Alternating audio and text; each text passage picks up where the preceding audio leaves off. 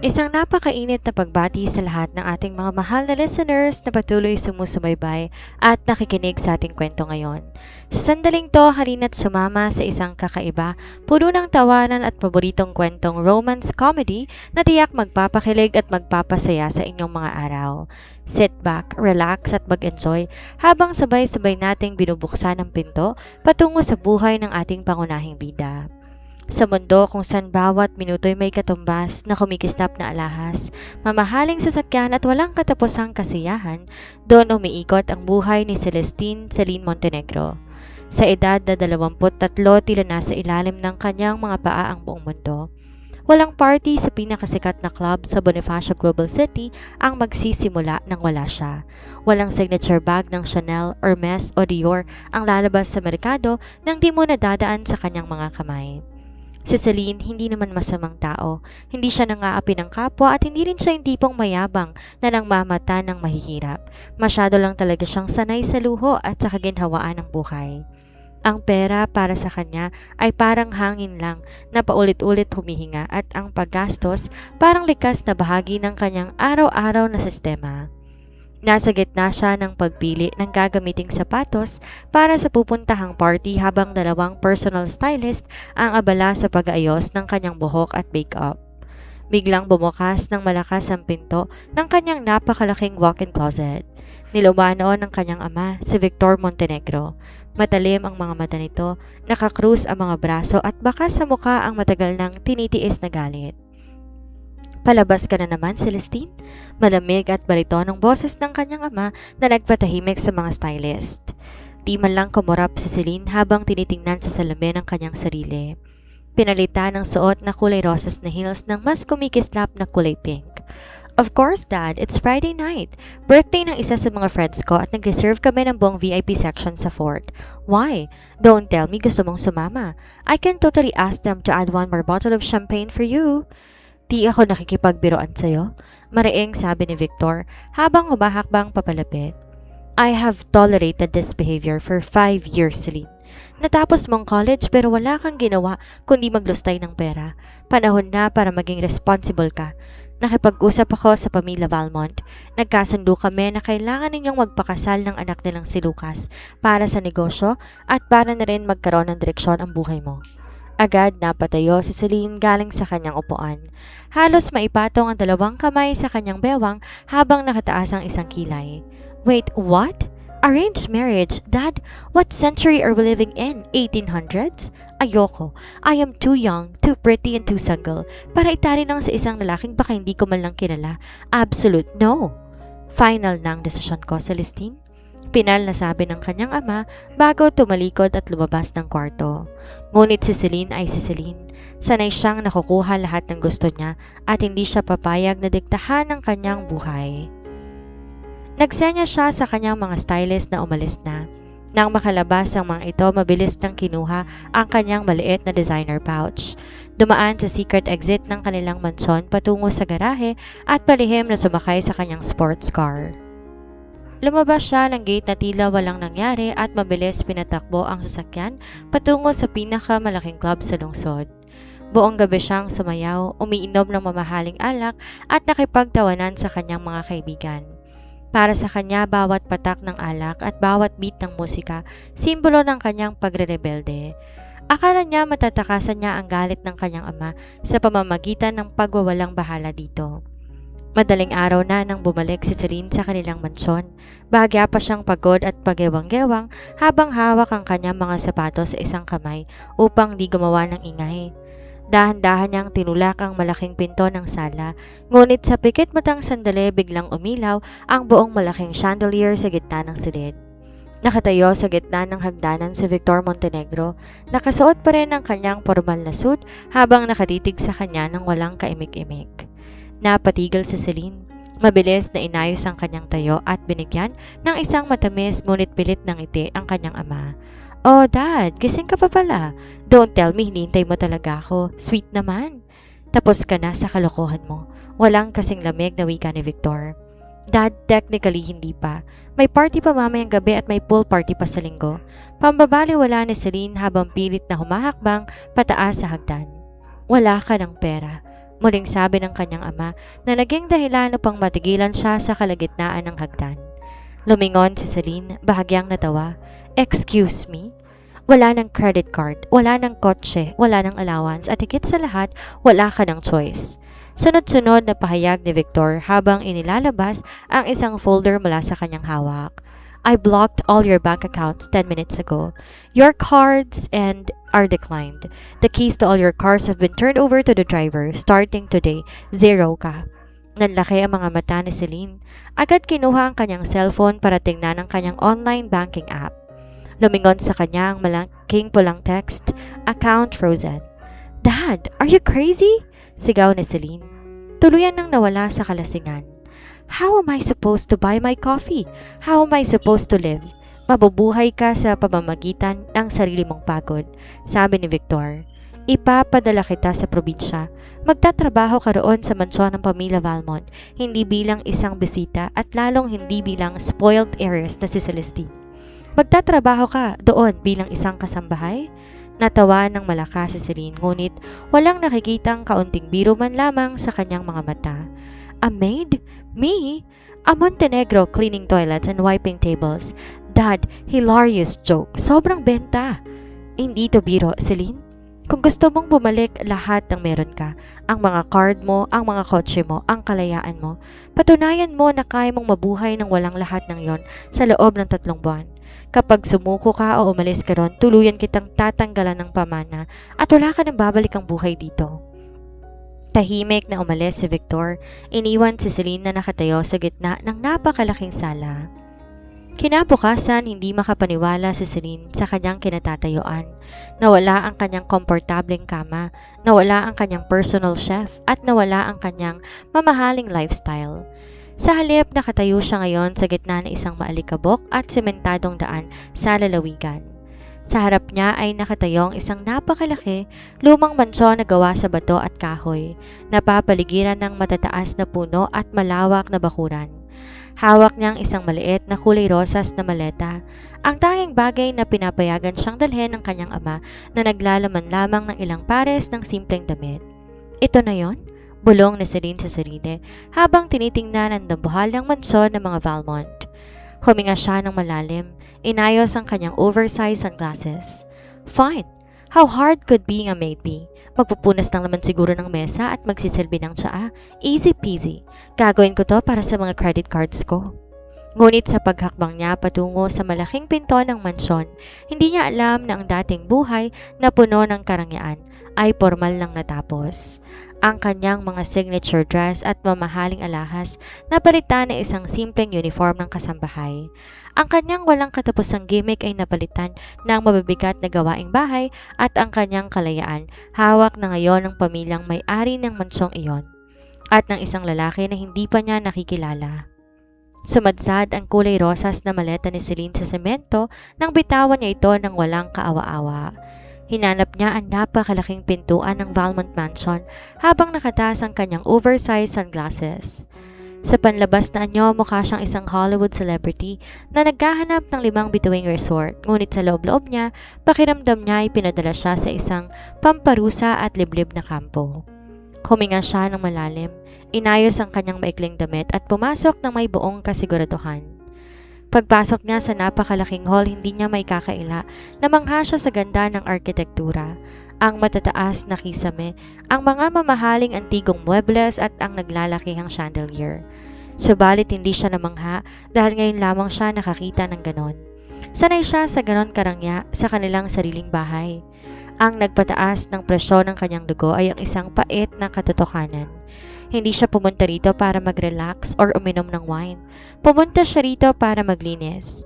Excuse me, may tao ba rito? O kailangan ko bang mag-ring ng bell para sa concierge service? Malakas at maarte niyang sigaw na nagpalutang ng echo sa buong bulwagan. Mula sa malaking kusina ng silid, lumabas sa isang matandang babae na may napakaseryosong mukha. Nakasuot ng pormal na damit ang head ng housekeeper. Si Manang Fe, kasunod nito ang isang dalagang halos kasing edad lamang ni Celine. Nakasuot ng simpleng kasambahay na uniform, ito si Mira. nanliit ang mga mata ni Mira habang nakatitig kay Celine mula ulo hanggang paa. Tinitingnan ang kanyang mamahaling designer sunglasses, ang kanyang mamahaling shoulder bag at ang kanyang matataas na heels na halatang hindi ginawa para sa anumang uri ng manual labor. Ikaw ba yung bagong pinadala mula sa Maynila? Tanong ni Mira habang nakakrus sa mga braso. Halatang hindi nagugustuhan ang aura ng bagong dating. Inalis na Celine ang kanyang sunglasses, pilit binigyan si Mira ng isang pilit ng ngiti. Unfortunately, yes. And who are you? The welcome committee? Dahil kung oo, napakainan ng reception ninyo. Wala man ng welcome drink, pineapple juice, champagne, kahit sparkling water man lang. Bahagyang napanganga si Mira sa kapangahasan ng boses ni Celine. Anong welcome drink? Ikaw yung bagong maid? Unfortunately, muling sagot ni Celine habang pinitik ang kanyang buhok pabalik sa kanyang balikat. Mukhang di ka naman sanay magtrabaho, sita ni Mira habang nakataas ang isang kilay. Tingnan mo nga yung suot mo. Pupunta ka ba sa party o maglilinis ka ng banyo? Hindi nagpatalo si Celine. Hinarap niya si Mira ng buong tapang at bahagyang pinaluwag ang hawak sa kanyang bag.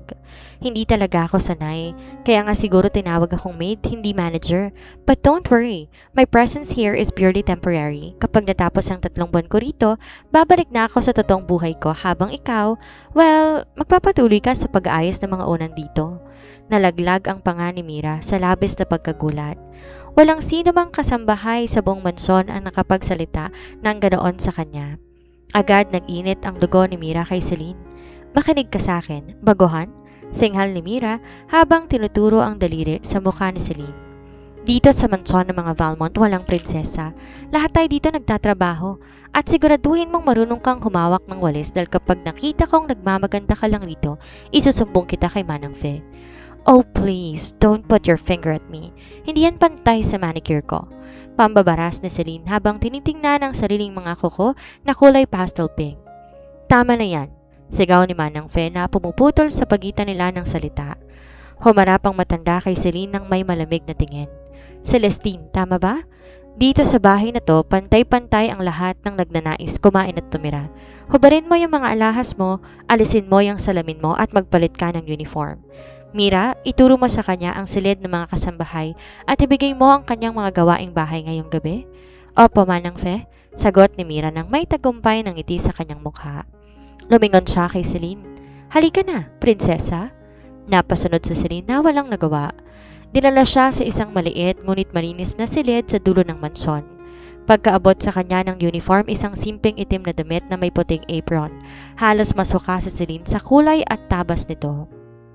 Is this cotton polyester blend? Reklamo ni Celine habang hawak ng damit gamit ang dalawang daliri. I only wear silk or 100% organic Egyptian cotton.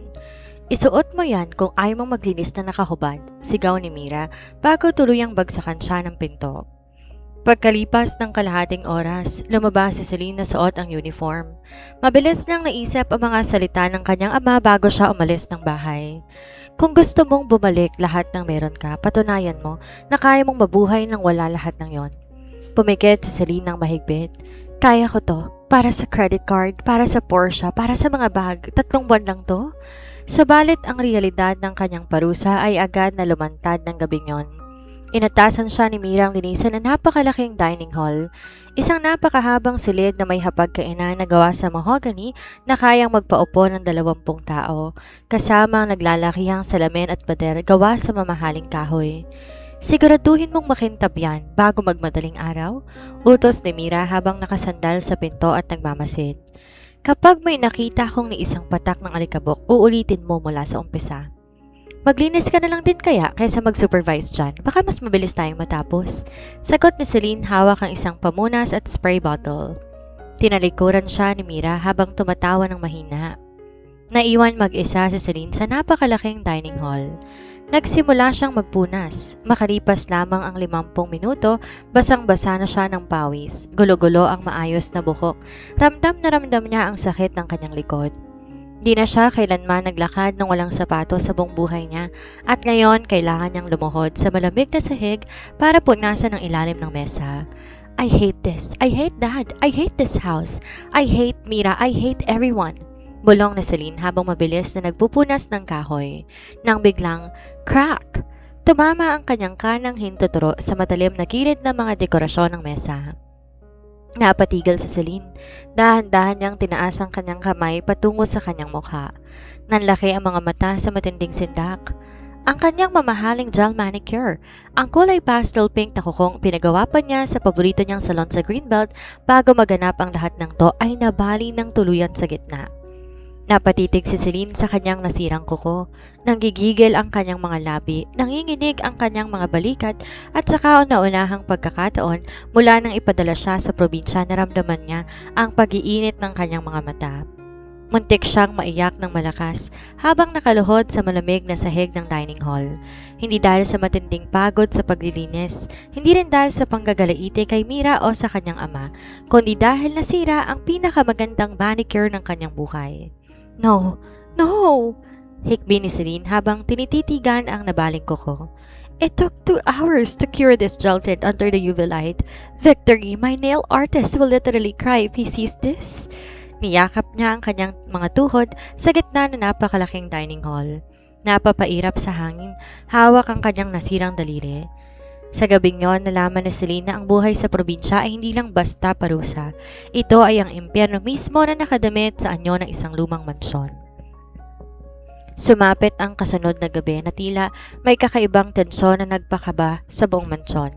Mula sa madaling araw, walang ginawa lahat ng kasambahay, kundi maglinis, magpunas, magpalit ng mga kortina at magluto ng napakaraming pagkain. Ang dating tahimik at mabagal na ikot ng buhay sa tahanan ng mga Valmont ay biglang naging abala at mabilis na parang may bibisitang presidente o isang mataas na pinuno ng bansa. Nakatayo si Celine sa gitna na napakalaking kusina habang hawak ang isang kutsilyo at isang malaking mangkok na puno ng patatas. Nakasuot pa rin siya ng kanyang simpleng kasambahay na uniform na labag sa kanyang kalooban.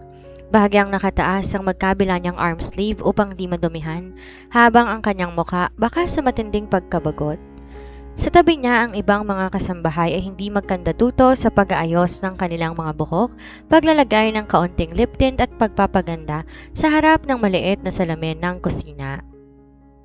Si Mira, na nakasuot ng pinakamalinis at pinakamabango niyang apron, ay paulit-ulit nag-aayos ng kanyang hairnet habang kinikilig na nakatingin sa orasang pambungad.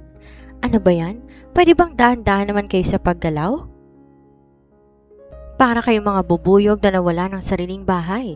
Reklamo ni Celine habang walang kaagapay at walang kaganaganang nagbabalat ng patatas.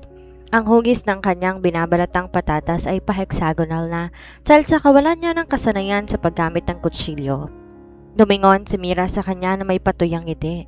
Bakit, Celine? Hindi ka ba excited?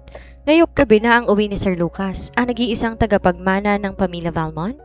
And so, sagot ni Celine nang di man lang tumitingin sa kanya. Umuwi siya. Bahay niya naman to, di ba? Alangan namang sa ibang bahay siya umuwi.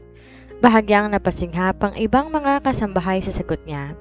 Lumapit si Mira sa kanya, nilagay ang dalawang kamay sa bewang at tinitigan si Celine na tila ba nakakita to ng isang nilalang mula sa ibang planeta. Hindi mo ba nakukuha? Wika ni Mira habang kumikislap ang mga mata sa paghanga. Si Sir Lucas lang naman ang pinakabata, pinakagwapo at pinakamasipag na negosyante sa buong rehiyon. Kababalik niya lang galing sa kanyang mga negosyo sa ibang bansa at sa Maynila. Lahat ng babae dito sa probinsya halos magkamatay para lang makatitig man lang sa kanya ng ilang segundo. Hindi ka ba excited makita si Sir Lucas? Patuloy na tanong ni Mira. Bahagyang inilayo ni Celine ang patata sa kanyang mukha. Bakit? May price? Nalaglag ang panga ni Mira sa kawalan na reaksyon ni Celine. Anong price? Gwapo raw siya. Sobrang gwapo. Inirapan siya ni Celine at nagpatuloy sa pagbabalat. Marami ng gwapo sa Manila. Araw-araw ko nakakakita ng gwapo sa Fort, sa Rockwell, kahit sa mga fashion show. Nothing new. Mayaman. Hirit pa ni Mira. Marami ring mayaman sa Maynila. Minsan nga mas mayaman pa yung mga mukhang di naliligo doon. Tapad na sagot ni Celine habang pinalilipad ang balat ng patata sa basurahan. Bilyonaryo siya, Celine. Bilyonaryo! Diin ni Mira. Saglit na napatigil sa Celine. Nilagay niya ang kutsilyo sa ibabaw ng chopping board at bahagyang tumingin kay Mira, ngunit ang kanyang maarte ngunit walang pakialam ng mga mata. Okay, mas marami pa rin akong nakitang gwapo. Simpleng sagot niya bago muling kinuha ang panibagong patatas para balatan. Naus-os ang panga ni Mira sa matinding inis. Ewan ko sa'yo, napaka-ingrato mo talaga. Tingnan lang natin kapag pumasok pa siya. Sa pintuan na yan kung hindi ka matulala. Ilang sandali pa narinig ang malakas na busina ng isang luxury SUV sa labas na malaking gate. Agad nagkagulo ang mga kasambahay. Mabilis naglinya ang lahat sa malaking bulwagan sa pangunguna ni Manang Fe. Lahat sila nakatayo ng tuwid, nakayoko ang ulo ng kaunti, ngunit ang mga mata ay nakatitig sa malalaking pinto. Naiwan si Celine sa kusina na nag-iisang nakatalikod habang abala sa pag-ayos ng mga hiwang gulay at pag-aalis ng mga dumi sa ibabaw ng kitchen counter. Wala siyang balak makisali sa welcome parade para sa tinatawag nilang amo. Para sa kanya, isa lang tong lalaki na maswerte sa buhay, isang bagay na hindi nabago sa kanyang paningin. Bumuka sa napakalaking pinto ng mansyon, pumasok ang isang matangkad na lalaki na nakasuot ng formal na charcoal gray suit. Taglay nito ang napakatangos na ilong, panga na tila inukit ng manlilikha at mga matang matalim ngunit malamig. Si Lucas Valmont, ang kanyang presensya ay sapat na para patahimikan ang buong paligid. Bawat hakbang ng kanyang mamahaling sapatos sa marmol na sahig ay nagiiwan ng ugong ng otoridad at kapangyarihan. Welcome home, Sir Lucas! Magalang na bati ni Manang Fe at ng lahat ng kasambahay na halos magunahan sa pagyuko. Bahagyang tumango si Lucas. Salamat, Manang Fe. Kamusta ang bahay habang wala ako? Maayos naman po, sir. Nakahanda na rin po ang inyong hapunan sa kusina, sagot ng matanda. Dahan-dahan humakbang si Lucas patungo sa direksyon ng kusina upang kumuha ng baso ng tubig bago umakyat sa kanyang silid. Lahat ng kasambahay nakatingin sa kanya ng may paghanga, halos hindi humihinga sa tuwa. Ngunit nang pumasok si Lucas sa malaking kusina, napatigil siya sa kanyang paglakad. Sa gitna ng napakalaking kwarto, nakita niya ang isang babaeng kasambahay na nakatalikod. Nakasuot to ng uniform ngunit halatang hindi man lang nag-abala na ayusin ang sarili para sa kanyang pagdating. Abala ang babae sa pag-ayos ng pagkain sa malaking plato habang bahagyang pumapadyak ang paa nito sa semento na parang may naririnig na sariling musika sa kanyang isip. Walang pagyuko, walang pagbati, walang kahit anong pahiwatig na may dumating na amo. Nanatiling nakatitig si Lucas sa likod ng babae. Sanay siya na lahat ng taong nakapaligid sa kanya mula sa mga empleyado sa kanyang kumpanya hanggang sa mga kasambahay sa kanilang tahanan ay yumuyuko at gumagalang sa bawat galaw niya. Ngunit ang babaeng to tila ba nabubuhay sa sarili nitong mundo na walang pakialam sa paligid. Bahagyang napaangat ang gilid ng labi ni Lucas, isang pahiwatig ng bahagyang interes sa kanya na matagal nang di lumalabas sa kanyang seryosong mukha. Sa unang beses sa kanyang buhay, napansin ni Lucas Valmont ang isang babaeng hindi man lang nag-abalang tumingin sa kanya. Naging palaisipan kay Lucas Valmont ang bagong kasambahay. Sa mga kasunod na araw, napansin ng buong mansyon na tila may nagbago sa mga gawin ng binata. Ang dating amo na halos hindi bumababa sa kusina at laging nakakulong sa kanyang silid-aklatan para sa mga online meeting ay biglang madalas nang makikita naglalakad-lakad sa malawak na tahanan, lalo na sa mga lugar kung saan nakadestino si Celine. Hindi yun dahil nakikipag-flirt si Lucas, kundi dahil sa purong kuryosidad. Sanay siya sa mga taong gustong makuha ang pansin niya, mga babaeng nagpapakyut at mga empleyado na halos lumuhod sa harapan niya para lang makakuha ng pabor. Ngunit sa Celine, para tong may sariling mundo, kung saan si Lucas ay isa lamang ordinaryong kasangkapan sa bahay na paminsan-minsan kailangan punasan. Kapag dumadaan si Lucas sa kalagitnaan ng hallway, ang ibang mga kasambahay tulad ni Mira agad na nag-aayos ng tindig, yumuyuko at nagpapakawala ng pinakamagandang ngiti. Si Celine naman, nakaraniwang hawak ang isang duster o vacuum, nagpapatuloy lang sa kanyang ginagawa habang nakatitig sa malayo. Tila mas interesadong pag-aralan ang hibla ng carpet kaysa sa mukha ng kanyang amo. Isang hapon, habang nagtitimpla si Celine ng kape sa kusina, isang gawain na halos ikasira ng utak niya dahil sanay siyang bumili sa Starbucks o mag-import ng sariling coffee beans, pumasok si Lucas. Tahimik ang hakbang ng binata, ngunit sapat ang kanyang presensya para maging formal ang buong paligid. Nilapag ni Lucas ang isang folder sa may kitchen counter at tumitig kay Celine. Anong pangalan mo? Di man lang nagulat o nataranta ang dalaga. Dahan-dahan siyang lumingon, hawak pa rin ang kutsara na may tirang coffee powder. Tinitigan niya si Lucas mula ulo hanggang paa. Ang formal nitong polo, ang mamahaling relo sa pulso, at ang seryosong mukha nito bago sumagot sa pinaka-ordinaryong tono na tila nakikipag-usap lang siya sa isang driver. Celine, simpleng sagot ng dalaga. Bagong maid? Muling tanong ni Lucas, bahagyang tinataas ang isang kilay habang pinag-aaralan ang paraan ng pagtayo at pag-arte ng babae. Halatang halata sa mga kilos nito na hindi ito sanay sa manual labor. Bawat paghawak ito sa baso ay tila ba natatakot na madumihan ang kanyang balat. Tumingin si Celine sa kisame na parang nagbibilang ng segundo bago muling ibinalik ang tingin sa binata. Hindi, matagal na akong nandito, 3 days. Bahagyang natigilan si Lucas sa sagot na yon. Ang matatalim at seryosong labi ng binata dahan-dahang kumawala sa isang bahagyang ngiti. Isang bagay na napakabihirang makita ng sino man sa mansyon. Walang halong takot, walang halong pagnanais na magpaalipin at higit sa lahat, walang halong kaplastikan ang sagot ng babae. 3 days is not matagal, komento ni Lucas habang pinagmamasdan ang ginagawa ng dalaga. Well, sa naranasan ko dito, those 3 days felt like 3 light years. Pabulong ngunit malinaw na hirit ni Celine bago tuluyang inihain ng kape sa harap ng binata. Sir? Samantala, mula sa gilid ng pintuan ng pantry nakasilip si Mira. Kumukulo ang dugo ng dalaga habang nakikita ang pakikipag-usap ni Lucas kay Celine. Para kay Mira, ang pagiging maarte at walang pakialam ni Celine ay isang malaking pambabasto sa pamilya Valmont. Hindi niya matanggap ng isang kasambahay na walang alam sa trabaho ay nakakakuha ng interes ng kanilang amo, habang siyang matagal na roon at masipag ay bahagya lamang napapansin. Nang makalabas si Celine para magtapon ng basura, mabilis dumapit si Mira kay Lucas na noon ay sumisipsip ng kape. Sir Lucas, mahinhin at tila nag-aaralang bati ni Mira. Pasensya na po kayo sa inasal ni Celine. Naku, napakatamad po talaga ng babaeng yan. Mula nang dumating siya rito, puro reklamong ginagawa. Maarte, ayaw madumihan ng kamay at napakayabang pa na makipag-usap sa amin. Pakiramdam ko po nagmamaganda lang siya rito at walang balak magtrabaho ng maayos. Tumingin si Lucas kay Mira.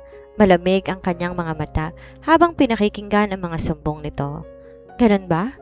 Opo, sir. Kung ako po sa inyo, tatanggalin ko yan. O kaya, papagalitan nyo ng matindi. Baka makasira pa po yun ang gamit dito sa mansyon. Di sumagot si Lucas. Ininom niya ang huling patak ng kape at nilapag ang baso. Walang sinabi kahit ano ang binata, ngunit sa kanyang isip mas pinagkakatiwalaan niya ang sarili niyang mga mata kaysa sa mga salita ng ibang tao. Isang gabi, humigit kumulang 11:00 na ng gabi, bumaba si Lucas mula sa kanyang kwarto para kumuha ng dokumento sa library. Tahimik na ang buong bahay at nakapatay na ang karamihan sa mga ilaw. Ngunit habang dumadaan siya sa malaking living room, napansin niyang may bahagyang ilaw na nagmumula sa gilid ng fireplace. Dahan-dahan siyang lumapit at nakita si Celine. Ang dalaga nakaupo sa sahig. Nakataas ang mga manggas ng kanyang uniform at tahimik na nagliligpit ng mga basag na figurin at kalat na iniwan ng ibang mga kasambahay bago sila natulog. Baka sa mukha ni Celine ng matinding pagod. May kaunting dumi pa sa kanyang pisngi at bahagyang nangangatog ang kanyang mga daliri sa lamig ng gabi. Walang ibang tao sa paligid, walang nakakakita sa kanya. Wala si Mira, wala si Manang Fe, at wala si Lucas, o yon ang akala ng dalaga. Kahit puro reklamo si Celine sa araw, sa mga sandaling tulad nito na walang nakatingin, ginagawa niya ang trabaho nang walang natitirang kulang. Hindi siya nagmamadali para lang matapos. Maingat niyang pinupunasan ang bawat sulok ng kahoy upang masigurong malinis to. Nakatanaw lang si Lucas mula sa kadiliman ng haligi. Sa kauna-unahang pagkakataon nakita ng binata ang totoong pagkatao ng babae sa likod ng maarte at mataring nitong fasad. Hindi to simpleng spoiled o tamad lang. May matinding paninindigan at dignidad ang dalaga na ayaw nitong ipakita sa iba. Bahagyang napangiti si Lucas sa kadiliman habang ang kanyang puso ay nagsisimula ng makaramdam ng isang kakaibang pintig na kailanman hindi pa niya naramdaman para sa kahit sinong babae. Naging mas magaan ang mga kasunod na araw sa mansyon o kahit papano, yun ang akala ni Celine. Sanay siya sa paulit-ulit na sermon ni Mira at sa mga pasimple ngunit seryosong titig ni Lucas. Ngunit ang tahimik na giyera sa pagitan ng kanyang dating buhay mansyon at ng kasalukuyang buhay kasambahay ay biglang gumulo nang dumating ang mga hindi inaasahang bisita. Isang maaliwalas na hapon, dumating ang dalawang mamahaling sports car sa malawak na driveway ng Valmont Mansion. Kasama sa mga dumating ang ilang malalapit na kaibigan ni Lucas mula sa Maynila para sa isang biglaang weekend reunion at business catch-up. Nasa malaking terrace si Celine, hawak ang isang mamahaling silver tray na may mga baso ng chilled iced tea. Nakatungo siya habang mabilis na naglalakad, pilit iniisip ang kanyang mga paboritong kanta sa club para lang di maisip ang labis na kasukasuan sa kanyang mga paadal sa manipis na tsinelas.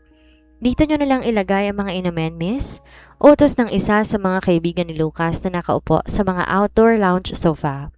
Dahan-dahang nilapag ni Celine ang tray sa malaking glass table. Sinusubukan niyang maging invisible, isang skill na binuo niya sa nakalipas na mga linggo para iwasan ang mga utos ni Mira. Ngunit habang inaayos niyang huling baso, may isang boses mula sa kabilang dulo ng mesa ang biglang napatigil sa pagtawa. Celine? Napatigil si Celine. Ang boses na yon, ang pamilyar, medyo maangas, ngunit seryosong tono ay kailanman hindi niya malilimutan. Dahan-dahan siyang nag-angat ng tingin. Nakatayo sa harap niya si Adrian, ang kanyang ex-boyfriend. Si Adrian naggaling sa isa rin sa pinakamayamang pamilya sa Makati. Ang lalaking nakipaghiwalay sa kanya 6 na buwan nang nakakaraan dahil masyado raw siyang maarte at demanding. At ang lalaking kaibigan pala ng kasalukuyang amo na si Lucas. Nanlaki ang mga mata ni Celine. Sa loob ng 5 segundo, tila huminto ang ikot ng mundo para sa kanya. Ang kanyang pangarap na makarao sa 30 parusa nang walang nakakaalam sa kanyang mga socialite friends ay tuluyang wawakasan sa isang pikit mata. Adrian? Gulat na bulong ni Celine. Halos mabitawan ng train hawak. Wait, what are you doing here? At bakit ka nakasuot ng apron? Takang-takang tanong ni Adrian habang tinuturo ang itim at puting uniform ng dalaga. Kailan ka pa naging service staff ng pamilya Valmont? Mula sa kabilang dulo ng terrace, kakaayos lang ni Lucas sa kanyang mga papeles nang mapansin niya ang kakaibang eksena. Napatigil siya sa paglalakad at nakatitig sa dalawa. Ang matalas niyang mga mata, mabilis na nagpalipat-lipat mula kay Celine patungo kay Adrian. Baka sa mukha ng dalawa ang isang matagal at malalim na nakaraan na hindi kayang itago ng kahit anong kunwari. Magkakilala kayo? Malamig at baritonong tanong ni Lucas habang dahan-dahang lumalapit sa mesa. Bawat hakbang ng binata ay nagdala ng isang biglaang paglamig sa hangin ng terrace. Celine's mind went into an absolute overdrive. Isip, Celine, isip. Well, option A, magkakilala kami sa isang charity ball. Option B, nagkasalubong kami sa Paris. Option C, naging girlfriend ko siya for 2 years, Lucas. Diretsahang sagot ni Adrian habang nakatitig pa rin kay Celine na may halo-halong gulat at pagtataka. Anong nangyari sa'yo, Celine? Did your dad's company file for bankruptcy? Nasaan ang mga bodyguard mo? Nasaan ang Porsche mo? Wala. Inagaw ng gravity at ng batas ng kalikasan.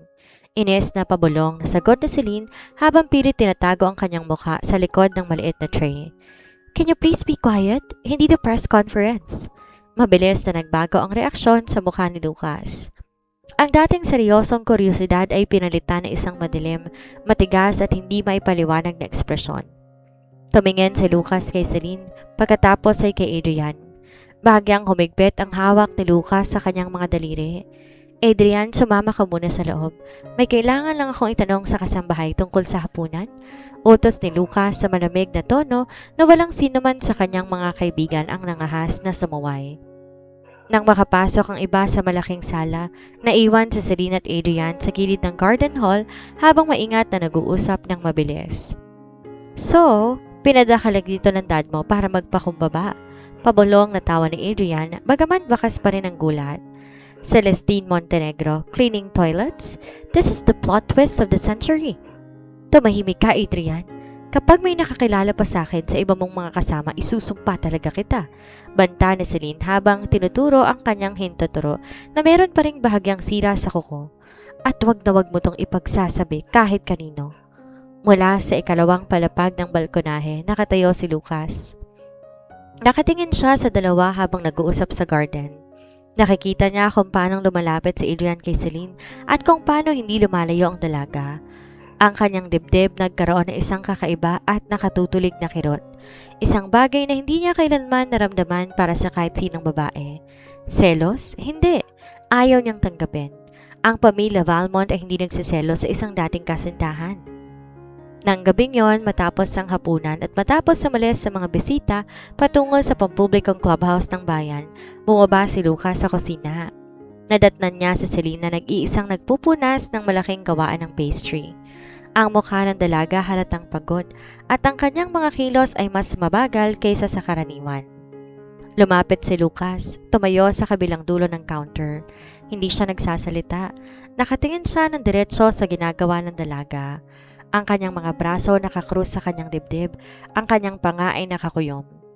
Napansin agad ni Celine ang bigat ng aura sa paligid. Tumigil siya sa pagpupunas at inangat ang kanyang ulo. "Galit ka?" tanong ni Celine nang walang kagat-kagat sa dila. "Hindi." Mabilis at malamig na sagot ni Lucas. "Mukha kang galit. Yung mga kilay mo halos magtugtong na. Para kang magpapakain ng tao sa pating." Obserba ni Celine habang tinuturo ang mukha ng binata gamit ang pamunas. "Mukha lang." Pinal-nagiit ni Lucas, bahagyang umiiwas ng tingin. Inirapan siya ni Celine, nilagay ang pamunas sa balikat at inayos ang kanyang apron. "Okay, di ko naman problema yan eh. Kung gusto mong magmukhang kontrabida sa sarili mong buhay, go ahead. My shift ends in 10 minutes. Tinalikuran siya ni Celine at nagpatuloy sa paglalakad patungo sa pantry upang ilagay ang mga linis na baso. Naiwang nakatayo si Lucas sa gitna ng kusina, lalong nainis sa kawalan ng epekto ng kanyang cold treatment sa dalaga. Sapol na sapol ang kanyang ego. Ngunit kasabay noon mas lalo lang tumindi ang kagustuhan niyang malaman kung ano talaga ang lugar niya sa puso ng maarte, ngunit kakaibang kasambahay na ito. Ang mga kasunod na araw sa Valmont Mansion ay naging mas mainit pa kaysa tanghaling tapat sa gitna ng tag-araw. Bagamat umalis na si Adrian at ang iba nitong kaibigan patungong Maynila, ang natirang amoy ng selos at tensyon ay parang kumapit na sa bawat sulok ng lumang bahay. Nagsimula ang lahat sa maliliit na bagay. Si Lucas na dating kilala bilang pinakaseryoso at pinakamalamig na negosyante ay biglang naging abala sa pagmamasid sa bawat galaw ni Celine. Kapag may bumibisita sa mansyon ng mga lalaking supplier ng prutas o kaya ang batang karpintero na nag-aayos ng bakod, nakatayo agad si Lucas sa balkonahe. Nakakrus ang mga braso at nakatitig ng matalim. Si Celine naman, bagamat pilit na itinatanggi sa sarili, ay nagimbal din sa sarili niyang reaksyon. Isang hapon, habang naglilingkod ng merienda sa gazebo, dumating ang isang magandang dalaga mula sa kilalang pamilya sa bayan. Si Victoria, naka-designer dress ito. Maayos ang buhok at napakalambing ng boses habang nakikipag-usap kay Lucas tungkol sa isang kasunduan sa negosyo. "Lucas, my dad said we should celebrate the contract closure over dinner tonight." Malambing na sabi ni Victoria habang hinahawakan ang braso ng binata. Nakatayo sa di kalayuan si Celine, hawak ang lalagyan ng juice. Nanliit ang kanyang mga mata habang nakatitig sa kamay ni Victoria na nakahawak sa braso ni Lucas. "Aba, ang landi naman ng isang to. And that dress? Last season's collection pa yan sa Rostans. Feeling high fashion?" Ines na bulong ni Celine sa sarili. Sa sobrang panggigigil habang nakatitig sa dalawa, hindi napansin ni Celine na napasobra ang buhos niya ng chill juice sa baso ni Lucas, hanggang umapaw ito at dumaloy sa mismong mamahaling trousers ng binata. "Celine!" Gulat na napatayo si Lucas habang tinitingnan ang basang pantalon. "Oh, sorry!" Pilit na walang pakialam na sabi ni Celine, bagaman may bahagyang nakatagong tagumpay sa kanyang mata habang binibigyan ng tissue ang binata. "Napadulas lang ang kamay ko. So clumsy of me. Masyado kasing madulas ang aura dito sa gazebo." Tinitigan siya ni Lucas ng matalim. Nakita ng binata ang kulay ng paninibugho sa mata ng dalaga. At sa kauna-unahang pagkakataon sa hapong yon, bahagyang napawi ang inis sa kanyang dibdib. "It's fine, Victoria. Accidental lang. You should be more careful, maid." Maarting sita ni Victoria habang nakatingin ng mababa kay Celine. Inirapan siya ni Celine bago tumalikod. "Whatever. Washable naman yung pantalon niya. Mas madaling labhan kaysa sa ugali ng iba dyan." Subalit hindi doon nagtapos ang gulo. Si Mira na matagal nang naghihintay ng pagkakataon para tuluyang mapatanggal si Celine ay nakakita ng magandang oportunidad. Nakita niya ang palitan ng mga tingin ni na Lucas at Celine at ang lumalalim na atensyon ng amo sa maarteng kasambahay. Nang gabing yon, habang nag-aayos ng mga dokumento si Lucas sa kanyang study room, kumatok si Mira. Pumasok to na may hawak na tray ng mainit na gatas. Ang mukha ay punong kunwaring pag-aalala. Sir Lucas, gatas niyo po? Mahinhing sabi ni Mira. Ilagay mo dyan, salamat.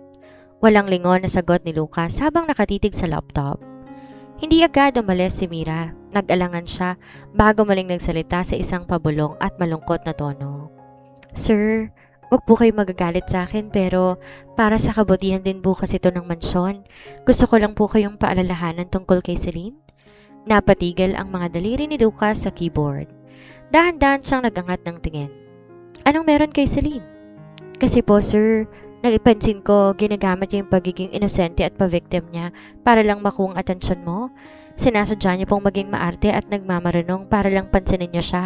Nung isang araw nga po narinig ko siya sinasabi sa kabilang kwarto na madali niyo lang daw makuha ang atensyon kasi utu-utu daw po kayo sa mga babae. Nagpapanggap lang po siyang di interesado para lalo po kayo mahumaling sa kanya. Malamig na nakatitig si Lucas kay Mira. Walang sino mang makapagsabi kung anong tumatakbo sa isip ng binata ng mga sandaling iyon. Ang kanyang panga ay tumigas at ang kanyang mga mata naging kasing tulis ng balisong. Ang di alam ng dalawa nakatayo sa labas ng bahagyang nakabukas na pinto si Celine. Hawak niya ang mga bagong labang tuwalya para sa study room. Narinig niya ang bawat salitang lumalabas sa bibig ni Mira. Kumulo ang dugo ni Celine. Ang sarili niyang dignidad bilang isang Montenegro na kahit kailan ay hindi kailangan magmakaawa o gumamit ng murang gimmick para sa atensyon ng kahit sinong lalaki ay tuluyang niyapakan. Ngunit sa halip sumugod sa loob, huminga siya ng malalim. Dahan-dahan niyang tinulak ang pinto, pumasok na parang wala siyang narinig. Napatigil si Mira habang nagkatingin na naman sina Celine at Lucas. Ito na ang mga tuwalya, sir. Malamig na wika ni Celine habang nilalapag ang mga ito sa mesa. Namutla si Mira, mabilis nagpaalam para umalis sa silid. Naiwang mag-isa sina Celine at Lucas. Katahimikan ang bumalot sa buong study room. Nakatitig si Lucas kay Celine habang ang dalaga naman tahimik na inayos sa mga libro sa gilid ng desk nang walang kakusap-kusap. Celine, pambabasag ni Lucas sa katahimikan. Yes sir, walang emosyong sagot ni Celine. Tumayo si Lucas mula sa pagkakaupo at tumingin sa diretso sa mata. Walang takot, walang pagmamakaawa. Narinig mo ba ang sinabi ni Mira? Narinig. Simpleng sagot ng dalaga, patuloy sa pag-aayos ng libro. At wala ka man lang sasabihin? Hindi mo ba ipagtatanggol ang sarili mo? Tanong ni Lucas, nagtataka kung ba't tahimik ang karaniwang mataray at palabang babae. Kung gusto mong maniwala sa kanya, maniwala ka. Bahagyang natigilan si Lucas. Hindi ako naniniwala? Bahagyang napaangat ang kilay ni Celine bago pinalabas sa isang maliit at pilit na ngiti. Good. Pero bakit hindi mo ipinagtanggol ang sarili mo? Muling giit ni Lucas na tila ba mas inis pa sa kawalan ng reaksyon ng dalaga kaysa sa mismong chismis. You could have defended yourself. You could have argued with her. Huminga na malalim si Celine at inihilera ang huling libro sa shelf. Hinarap niya si Lucas ng buong dignidad. Nakakapagod, Lucas? Nakikipagod mag-argumento sa mga taong nagdedesisyon sa kung anong gusto nilang isipin tungkol sa akin. Di ko naman kailangan manalo sa lahat ng argumento para lang patunayan yung halaga ko. Tinitigan siya ni Lucas ng matagal. Ang mga salitang yon na nagmula sa isang babaeng inakala ng lahat na spoiled, maarte at walang lalim ay tumama ng direktang-direkta sa puso ng binata. Sa kalagitnaan ng tahimik at malamig na silid na yon, habang nakatitig sa mata ng dalagang handang magtiis ng hirap nang di nawawala ng sariling halaga, nalaman ni Lucas ang katotohanan. Di na lang to simpleng kuryosidad.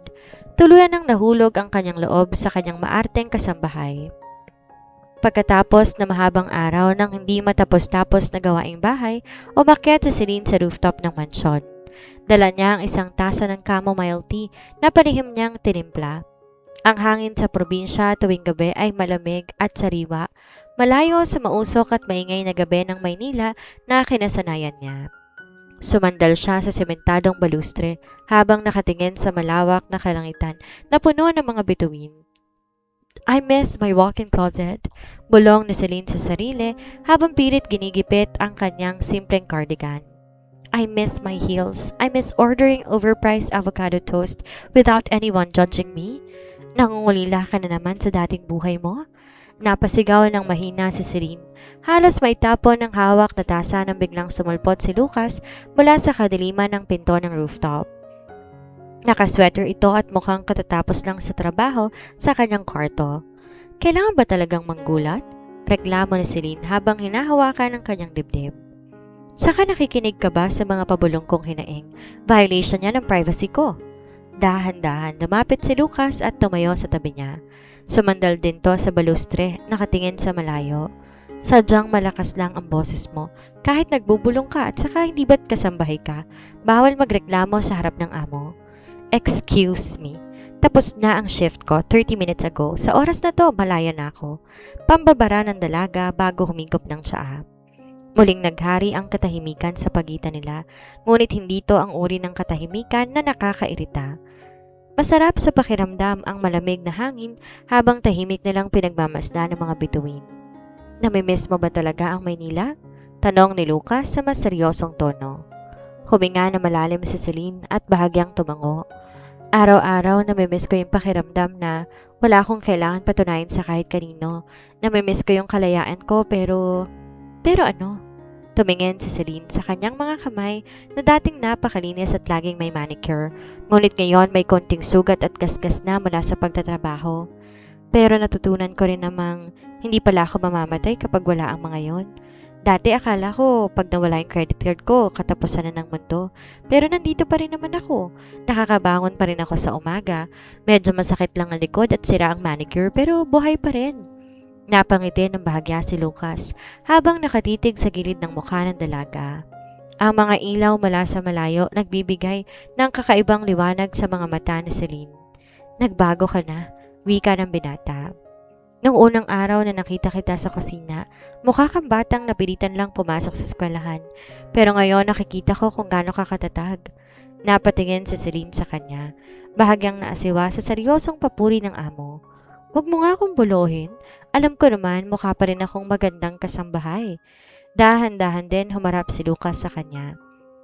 Ang pilong ngiti sa mga labi ng binata dahan-dahang napawi. Pinalitan na isang matinding titig na nagpapatigil sa tibok ng puso ni Celine. Tumitig si Lucas diretso sa kanyang mga mata at sa kauna-unahang pagkakataon walang halong pang-aasar o kaseryosohan sa negosyo ang naroroon. Puro katotohanan lang ang kanyang nararamdaman. Lumapit pa ng bahagya si Lucas. Isang hakbang na lamang ang agwat nila. Hindi ka mukhang kasambahay, Celine, at kahit kailan, hindi kita tiningnan bilang kasambahay lang. Tila napakaw sa Celine sa kanyang kinatatayuan. Ang karaniwang mabilis na dila ay biglang naubusan ng salita. Naramdaman niya ang init ng hininga ng binata sa kanyang mukha. Dahan-dahan ding tinaas ni Lucas ang kanyang kamay upang hawiin ang ilang strands ng buhok na humaharang sa pisngi ng dalaga. Ang bawat segundo tila bumagal. Ang tibok ng puso ni Celine ay parang tambol sa kanyang dibdib. Habang dahan-dahan yumuyuko si Lucas at lumalapit ang mga labi nito sa kanya. Napapikit si Celine. Halos magdikit na ang kanilang mga mukha. Celine, yung mga sulami sa baba ipapafold pa daw ni Manang Fe. Ang malakas at maingay na sigaw ni Mira mula sa ibaba ng hagdan ng rooftop ay parang bombang sumabog sa gitna ng romantic na sandali. Mabilis pa sa kidlat na napaatras si Celine. Halos maitapon muli ang kanyang tsaa. Mabilis din tumawid ng tayo si Lucas at napahawak sa kanyang batok. Bahagyang namumula ang mga tenga habang nakatingin sa kabilang direksyon. Huminga ng malalim si Celine, pilit iniaayos ang kanyang damit at gulo-gulong damdamin. Buti na lang, pilit na pambabasag ni Celine sa nakakabinging katahimikan habang nakatingin sa malayo. Lumingon si Lucas sa kanya, nakataas ang isang kilay. Bakit? Hindi pa ako handa. Mabilis sa sagot ng dalaga, pinapaypayan ang sariling mukha gamit ang libreng kamay. Sa alin? Biro ni Lucas, bagaman halatang may bahagyang panghihinayang din sa kanyang boses. Sa kahit anong balak mong gawin dyan. Mataray na sangga ni Celine upang itago ang matinding kaguluhan sa kanyang dibdib. Isang malawak at totoong ngiti ang kumawala sa mga labi ni Lucas habang nakatitig sa namumulang pisngi ng dalaga. Ako rin, sagot ng binata habang nakasuksok ang mga kamay sa bulsa.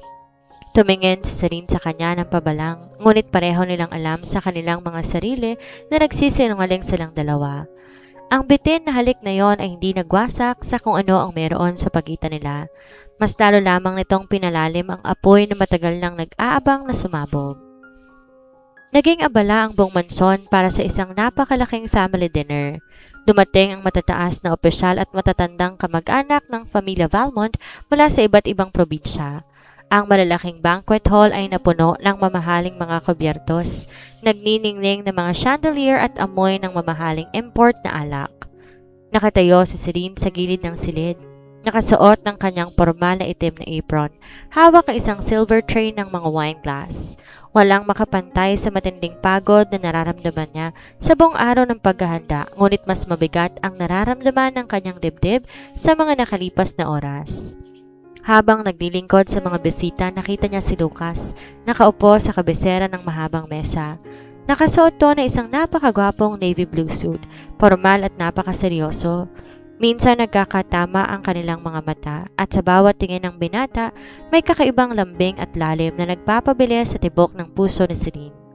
Ngunit ang tahimik na romansa biglang nawala ng kulay nang tumayo ang ama ni Lucas, ang don ng pamilya Valmont. Tinaas ang kanyang wine glass upang kumuha ng atensyon ng lahat.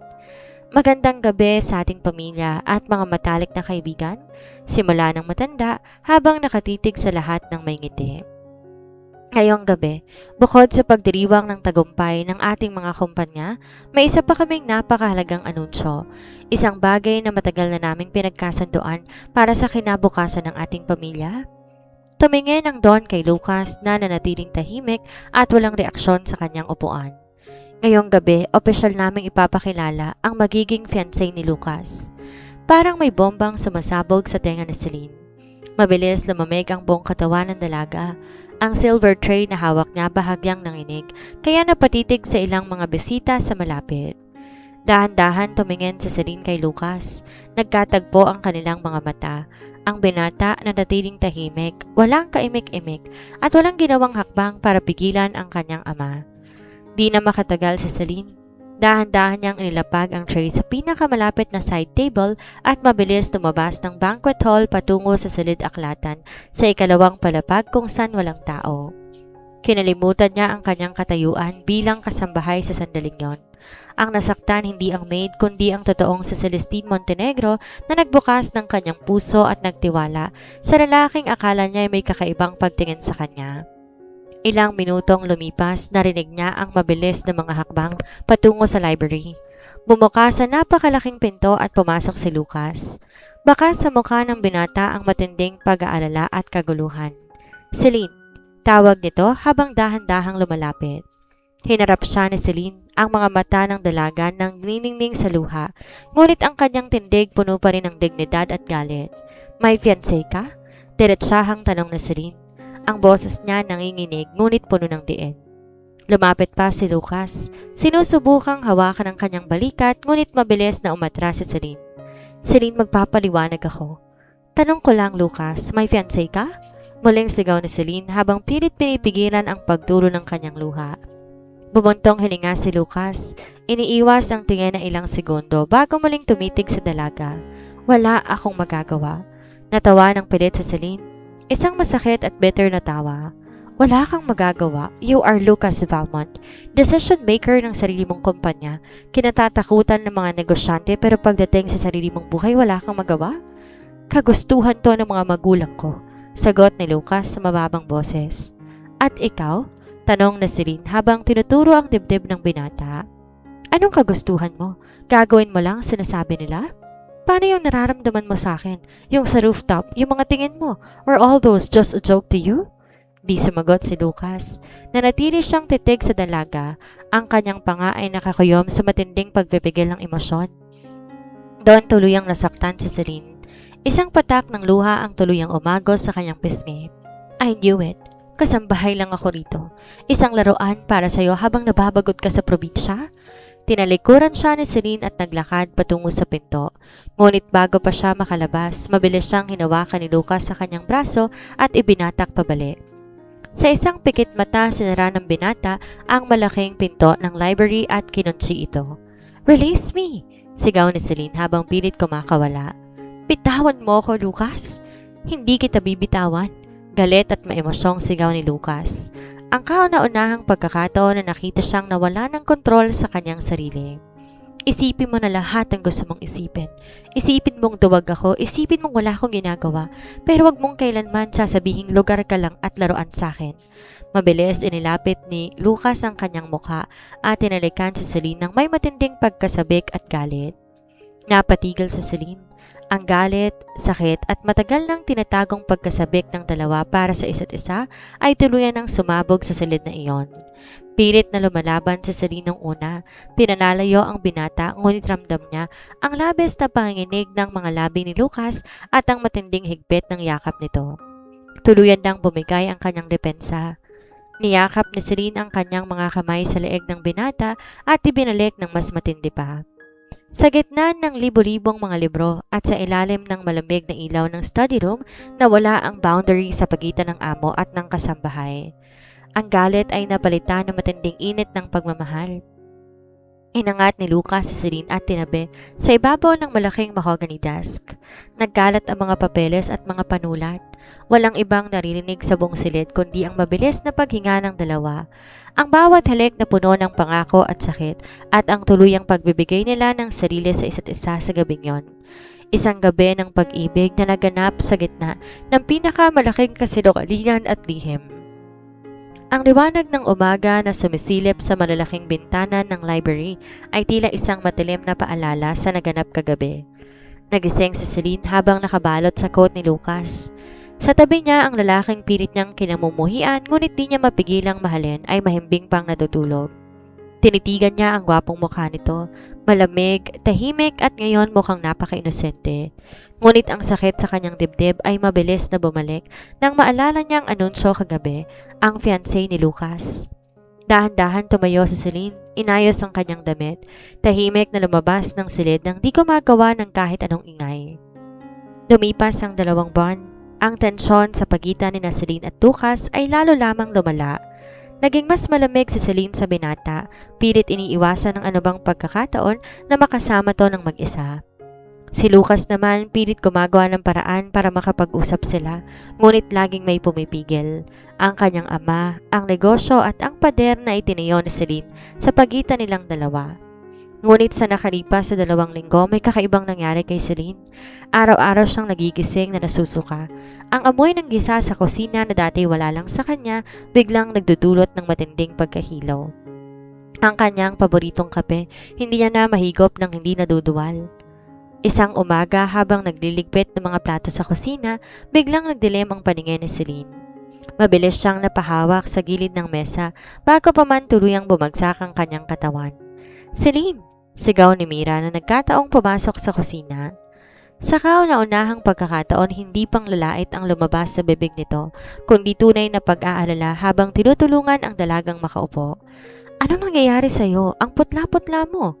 Nang hapong ding yon, habang nasa bayan si Lucas para sa isang mahalagang meeting, kasama ng kanyang ama, palihim na pumunta si Celine sa isang maliit na klinika sa kabayanan. Nakatitig siya sa puting pader na examination room, hawak ang isang maliit na papel. Ang mga salita sa medical report ay tila nagniningning sa kanyang paningin. Pregnant, 8 weeks. Napahawak si Celine sa kanyang tiyan. Ang lakas ng tibok ng kanyang puso ay halos makabingi. Buntis siya. Nagdadala siya ng sanggol sa kanyang sinapupunan. Ang anak nila ni Lucas Valmont. Ang unang instinct ni Celine sabihin ito kay Lucas. Gusto niyang tumakbo pabalik sa mansyon, yakapin ang binata, sabihin ang magandang balita. Ngunit bago siya makahakbang palabas ng klinika, naalala niya ang pamilya nito, ang arranged marriage, ang ipinapakilalang fiancé. Anong mangyayari sa anak ko? Bulong ni Celine sa sarili habang tumutulo ang luha sa pisngi. Mabubuhay ba siya bilang anak ng isang kasambahay? O kukunin siya ng pamilya Valmont at itatapon lamang ako? Ayaw niyang maging dahilan ng pagkawasak ng buhay ni Lucas. Lalong ayaw niyang lumaki ang kanyang anak sa isang mundong hindi siya tanggap. Nang makabalik siya sa mansyon, nakatanggap siya ng isang direktang mensahe sa kanyang lumang cellphone mula sa kanyang ama, si Victor Montenegro. Umuwi ka na, Celine. Tapos na ang parusa mo. Susunduin na kita bukas ng umaga. Tinitigan ni Celine ang mensahe ng kanyang ama. Pagkatapos tumingin sa kanyang tiyan. Ito na ang kanyang pagkakataon. Ito na ang tanging labasan para protektahan ang kanyang sarili at ang sanggol sa kanyang tiyan. Nang gabing yon, hinarap siya ni Lucas sa may balkonahe. Nakikita ni Celine ang pagod at lungkot sa mga mata ng binata. Celine, mag-usap tayo. Pakiusap ni Lucas, sinusubukang hawakan ang kamay ng dalaga. Huwag mo akong iwasan ng ganito. May ginagawa akong paraan para maayos ang lahat. Dahan-dahan, ngunit pilit na inilis ni Celine ang kanyang kamay. Tinitigan niya si Lucas gamit ang pinakamalamig na tingin na kaya niyang gawin. Isang maskara para itago ang matinding sakit sa kanyang puso. Alam mo kung anong pinakaayaw ko sa arranged marriage, Lucas? Malamig na tanong ni Celine. Napatigil si Lucas. Ano? Yung pakiramdam na para kang walang sariling buhay. Yung nakatali ka sa mga desisyon ng ibang tao. Sagot ni Celine. Ang boses ay hindi nanginginig kahit sa loob-loob niya, gunaw na ang kanyang mundo. At ayokong maging bahagi ng isang mundong puro kasinungalingan. Hindi mo alam ang buong sitwasyon, Celine. May mga bagay na hindi pa po pwedeng sabihin sa ngayon. Pakiusap ni Lucas. Ang boses ay puno ng desperasyon. Magtiwala ka sa akin, pakiusap. At ayoko nang malaman, pinal na sabi ni Celine. Pagod na ako, Lucas. Pagod na ako maging kasambahay mo. Pagod na ako maging lihim mo. Tinalikuran siya ni Celine. Gustong gusto niya nang sabihin ng totoo. Gusto niyang isigaw na buntis ako at anak mo to, ngunit pinigil niya ang sarili. Iniisip niya ang hinaharap ng kanyang anak. Madaling araw ng kasunod na araw habang tulog pa ang buong mansyon at wala pa si Lucas na maagang umalis para sa isang biglaang lakad, bit-bit ni Celine ang maliit na kulay rosas na maleta. Nakatayo siya sa gate ng Valmont Mansion. Lumingon sa huling pagkakataon sa napakalaking bahay na nagbigay sa kanya ng pinakamatinding dusa, ngunit nagbigay rin ng pinakamatinding pag-ibig at ang pinakamahalagang regalo sa kanyang buhay. Paalam, Lucas, bulong ni Celine, hawak ang kanyang tiyan. Aalagaan ko ang anak natin. Pumasok siya sa naghihintay na itim na kotse ng kanyang ama at tuluyang umalis. Iwan ang Valmont Mansion, ang kanyang buhay bilang maid at ang lalaking di man lang nalaman na magiging ama na pala siya. Isang buwan ang mabilis na lumipas mula nung lisanin ni Celine ang Valmont Mansion. Sa kabila ng pagbabalik sa kanyang karangyaan sa Maynila, ang malaking kwarto, ang mga mamahaling damit at ang komportableng buhay, wala ni isang araw na hindi niya naiisip si Lucas. Mas lalong tumindi ang kanyang emosyon dahil sa mabilis na pagbabago sa kanyang katawan. Sa kanyang ikatlong buwan ng pagbubuntis, kahit pilit niyang tinatago sa malalaking damit, bahagyang kumakapal ang kanyang bewang at may kaunting umbok na ang kanyang tiyan. Isang gabi, pinatawag siya ng amang si Victor sa malaking living room ng kanilang mansyon sa Forbes Park. Celine, bumaba ka na rito, utos ni Victor sa pamamagitan ng intercom. Nandito na ang mga bisita natin para sa formal na hapunan at sa mahalagang anunsyo ng ating pamilya. Huminga ng malalim si Celine. Nagsuot siya ng isang maluwang na emerald green silk dress, maingay na lumalapit sa kanyang mga binti upang itago ang bahagyang paglaki ng kanyang tiyan. Bumaba siya sa malaking hagdanan habang nakatingin sa ibaba, handa nang harapin ang anumang ibabato ng kanyang ama. Ngunit nang makababa siya sa huling baitang, napatigil ang kanyang paghinga. Ang kanyang mga mata ay nanlaki sa matinding gulat. Nakatayo sa gitna ng sala ang pamilya Valmont at sa gitna ng mga ito ay si Lucas. Nakasuot ang binata ng formal na black tuxedo. Mas pumayat ito kaysa nung huli silang magkita at baka sa mata nito ang matinding puyat at pagod. Nang magtagpo ang kanilang mga mata, parang huminto ang mundo para sa dalawa. Napatayo si Lucas mula sa kanyang upuan, halos mabitawan ng hawak na wine glass. Celine? Bulong ni Lucas, ang boses ay puno ng panginginig at di makapaniwalang emosyon. Anong ginagawa mo rito? Mabilis lumapit si Victor Montenegro sa gitna at binigyan ng isang malawak ng ngiti ang dalawa. Pinapakilala ko sa iyo, Celine, ang magiging asawa mo, si Lucas Valmont. Nanlaki ang mga mata ni Celine. Ang kanyang utak nagkaroon ng matinding short circuit. Ano? Ngumiti si Lucas. Isang ngiti ng matinding kaginhawaan at labis na katuwaan na matagal nang di nakikita sa kanyang mukha. Dahan-dahan siyang humakbang papalapit sa dalaga. Mukhang pareho tayong biktima. Unti-unti pinaliwanag ng kanilang mga ama ang buong kasunduan. Ang maid job na Celine sa probinsya ay bahagi ng parusa at pagsubok ni Victor para matuto ang kanyang anak. Ang pag-uwi ni Lucas sa probinsya bahagi din ng plano ng pamilya Valmont. Alam ng dalawang matanda, parehong ayaw ng dalawa sa konsepto ng arranged marriage, kaya ginawa nilang natural ang pagkikita nang di nakikilala ang totoong pagkatao mismo. Ang spoiled brat heiress ng mga Montenegro na pinangako sa kanya noon pa man. Dad, pinagtrabaho mo ko bilang maid para ma-inlove ako sa kanya? Sigaw ni Celine habang pinalilipad ang kanyang mga kamay sa hangin. I ruined my manicure, clean toilets, I peel hexagonal potatoes. Effective naman, di ba? Pilyong sagot ni Victor habang nagtataas ng wine glass. Hindi ako laruan, reklamo pa ni Celine. Tumingin si Lucas sa kanya ng may malamig at makahulugang ngiti. Technically, ako rin. Inirapan siya ni Celine. Ikaw, tumahimik ka. Opo, future wife, biro ni Lucas. Huwag mo kong tawagin ganon. Sige, wife. Lucas? Lucas! Habang nagtatawanan ang dalawang pamilya sa gitna ng gulo, dahan-dahang lumapit si Lucas kay Celine at hinawakan ang dalawa nitong kamay. Ngunit habang hinahawakan niya ang bewang ng dalaga para kabigin to papalapit, napatigil ang binata. Naramdaman ng kanyang mga kamay ang pagbabago sa hubog ng katawan ni Celine. Dahan-dahang binaba ni Lucas ang kanyang tingin sa ibabang bahagi ng emerald green dress ng dalaga. Doon niya napansin ang kapansin-pansing pag-umbok at kalakihan ng tiyan nito.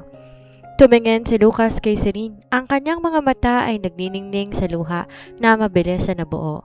Celine, what's this? Huminga ng malalim si Celine at dahan-dahang nilagay ang kamay ni Lucas sa mismong ibabaw ng kanyang tiyan. Ito ang dahilan kung bakit ako umalis. Buntis ako, Lucas. Anak natin to. Nalaglag ang panga ni Lucas. Sa harap ng dalawang pamilya, tuluyang lumuhod ang matapang at seryosang bilyonaryo sa harap ni Celine. Niyakap ang kanyang mga braso sa bewang ng dalaga at pumatak ang kanyang mga luha sa tela ng damit nito. Thank you, my wife, bulong ni Lucas habang paulit-ulit hinahalikan ang tiyan ni Celine. Lumipas ang 6 na buwan. Sa isang pribadong kwarto sa pinakamalaking ospital sa Maynila, may rinig na malakas na iyak ng isang bagong silang na sanggol. Nakatayo si Lucas sa tabi ng kama, hawak ang isang maliit at malusog na batang lalaki na nakabalot sa kulay bughaw na tuwalya. Taglay ng sanggol ang matangos na ilong ng kanyang ama at ang magagandang mata ng kanyang ina. Nilapag ni Lucas ang sanggol sa piling ni Celine na bagamat pagod mula sa mahabang oras ng panganganak ay nagniningning ang mukha sa labis na kaligayahan. He's perfect, bulong ni Celine habang hinahawakan ng maliit na kamay ng kanyang anak. Mukhang ikaw ang kamukha, kaso lang baka maging maarte rin tulad ko. Hinalika ni Lucas ang noo ni Celine ng matagal at puno ng pagmamahal. Kahit gaano pa siya kaarte, mamahalin natin siya. Tulad ng pagmamahal ko sa iyo mula ng unang araw na nakita kitang nagbabalat ng patatas sa kusina. Napangiti si Celine at sinandal ang kanyang ulo sa dibdib ng binata.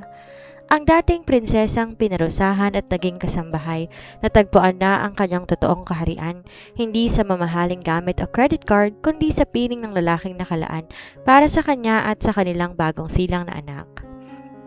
Ang pangunahing aral sa kwentong to ay ang kahalagahan ng pagpapakumbaba, katatagan ng loob at ang pagtukla sa totoong halaga ng isang tao. Pinapakita rito na ang tunay na karangyaan at kaligayahan hindi nasusukat sa dami ng kayamanan, mamahaling gamit o mataas na katayuan sa lipunan, kundi sa katapatan ng puso, pagsusumikap at sa pag-ibig na handang magtiis at magmahal ng tapat sa kabila ng anumang pagsubok. Maraming salamat sa inyong matyagang pagsubaybay at pakikinig sa ating kwento. Naway nagdulot po ito ng saya, kilig at inspirasyon sa inyong araw. Sa muling pagkakataon po, maraming salamat po sa inyong suporta at patuloy na pagtangkilik.